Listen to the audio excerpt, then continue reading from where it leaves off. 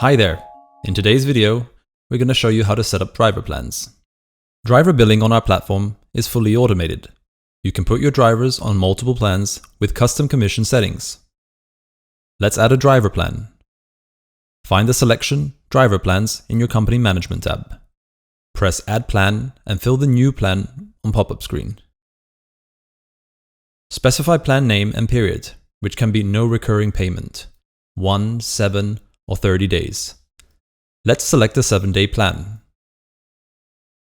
After that, add fee per period, for example, $50. Now, define the number of orders included into the fee within this period, for example, 100. A driver on such a plan will be charged $50 every week and allowed 100 orders.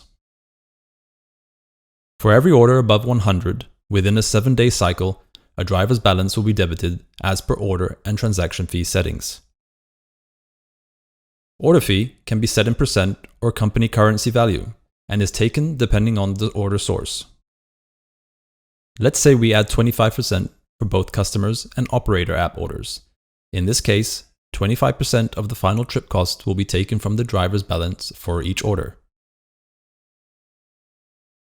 Transaction fee depends on the payment method used, either cash, terminal, credit card, or third-party methods.